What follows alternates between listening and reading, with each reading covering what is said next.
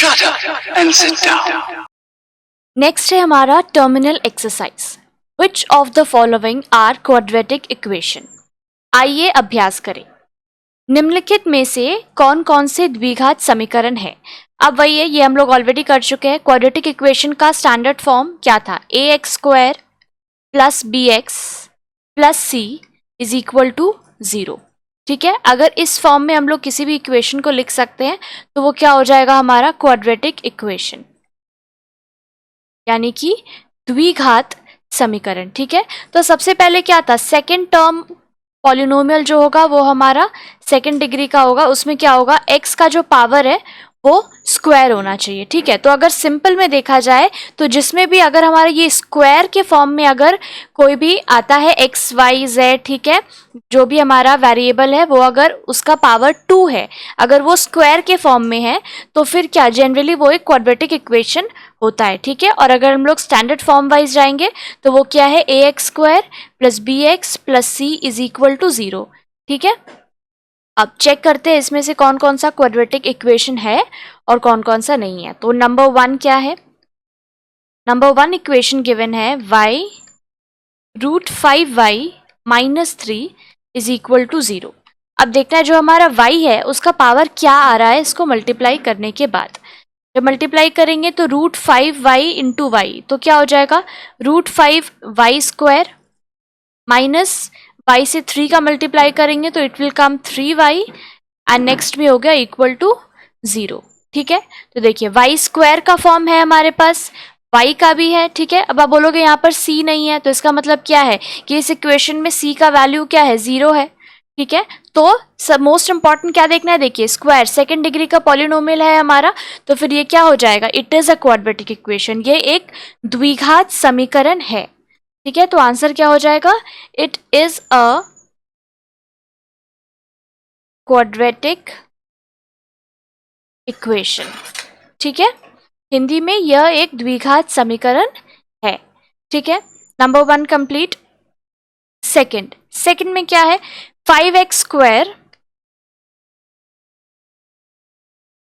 Minus 3√x plus 8 is equal to 0. अब square का तो देखिए फॉर्म है हमारे पास. ठीक है, बट नेक्स्ट क्या गिवन है, √x. √x का मतलब क्या है कि x का पावर क्या है, 1/2.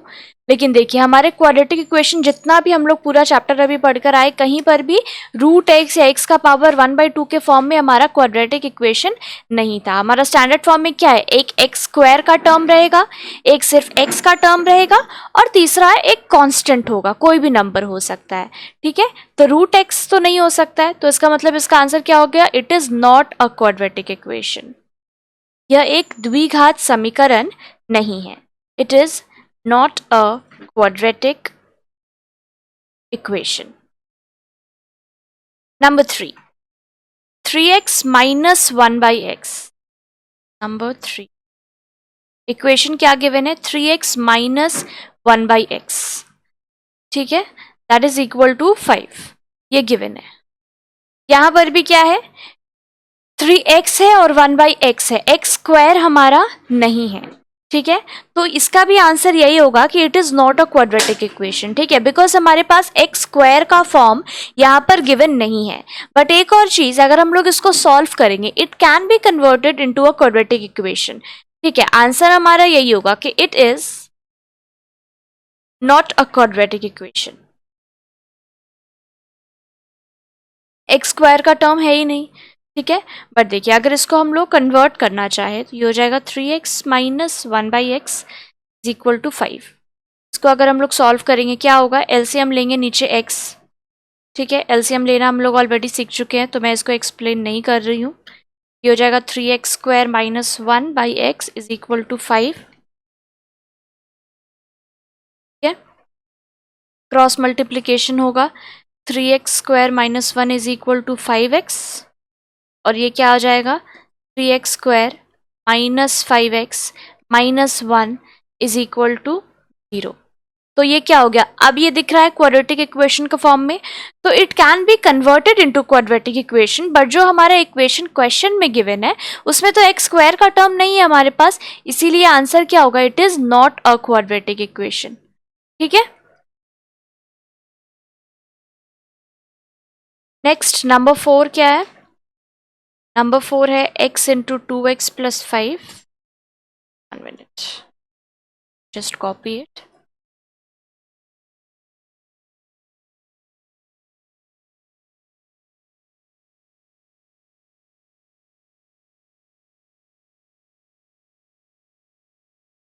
नंबर 4 x, अब इसमें भी देखिए x square plus 5x plus 7 है, ठीक है। तो ये तो देख के समझ आ रहा है कि ये क्वाड्रेटिक इक्वेशन है, ठीक है। और लेकिन इस साइड में क्या गिवन है ये भी देखिए, जब हम लोग मल्टीप्लाई करेंगे x इंटू 2x तो ये क्या आ जाएगा 2x स्क्वायर आ जाएगा, और इसको मल्टीप्लाई करेंगे तो ये 5x आ जाएगा, ठीक है। तो सिंपल दिख रहा है, ये 2x स्क्वायर प्लस 5x को अगर हम लोग नेक्स्ट साइड में लेके जाएंगे तो क्या होगा, x स्क्वायर और जो x का हमारा टर्म है ये और ये इसके साथ प्लस और माइनस हो जाएगा, और इधर हमारा क्या होगा 0 हो जाएगा।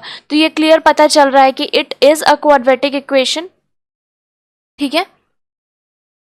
देखिए ऐसे ही हम लोग बोल सकते हैं, बट इसको हम एक बार फिर सॉल्व करके दिखा देते हैं। तो ये क्या हो जाएगा, x से जब मल्टीप्लाई होगा तो 2x square plus 5x is equal to x square plus 5x plus 7, ठीक है। क्लियर दिख रहा है ना, सारा टर्म हमारे पास क्या है, एक x स्क्वायर का टर्म है, एक x का टर्म है, और एक कांस्टेंट है हमारे पास। यही तो क्वेश्चन में गिवन है। सबको बस इक्वल टू के दूसरे साइड में लेकर जाएंगे, एक तरफ इक्वल टू 0 हो जाएगा और वो हमारा क्वाड्रेटिक इक्वेशन के फॉर्म में आ जाएगा, ठीक है। चलिए स्टार्ट करते हैं। सबको हम लोग इस तरफ ले आते हैं, 2x square minus X square plus 5x minus 5x plus 7 है, तो यहाँ पर क्या हो जाएगा -7।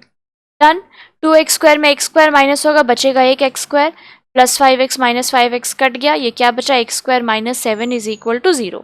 तो यहाँ पर आप बोलोगे x का टर्म नहीं है, तो वो तो हो ही सकता है ना। जब हम लोग स्टैंडर्ड फॉर्म लिखते हैं तो क्या होता है x square plus b x plus c is equal to 0, जहाँ पर मेनली क्या होता है a should not be equal to 0, क्योंकि जैसे ही a इज इक्वल टू 0 होगा तो वो क्या हो जाएगा एक्स स्क्वायर का टर्म को पूरा खत्म कर देगा, तो that is not possible. But b और सी जो है वो इक्वल टू 0 हो सकता है, ठीक है। तो यहाँ पर हमारे पास x का टर्म नहीं है, इसका मतलब जो b है हमारा कोएफिशिएंट वो 0 है। इसको हम लोग इस तरह से भी लिख सकते हैं। अगर आपका क्वेश्चन आएगा कि आप इसको स्टैंडर्ड फॉर्म में लिख कर दिखाइए, तो ये क्या होगा, वही होगा ना ax square plus 0 into x plus 7 is equal to 0। ये क्या हो गया, ये हमारा स्टैंडर्ड फॉर्म ना,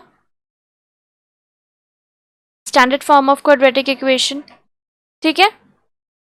तो जो भी यहाँ पर क्वेश्चन क्या था कि जो गिवन इक्वेशन है वो एक क्वाड्रेटिक इक्वेशन है या नहीं है, तो ऑब्वियसली ये है, तो इसका आंसर क्या हो जाएगा, it is a quadratic equation, therefore it is a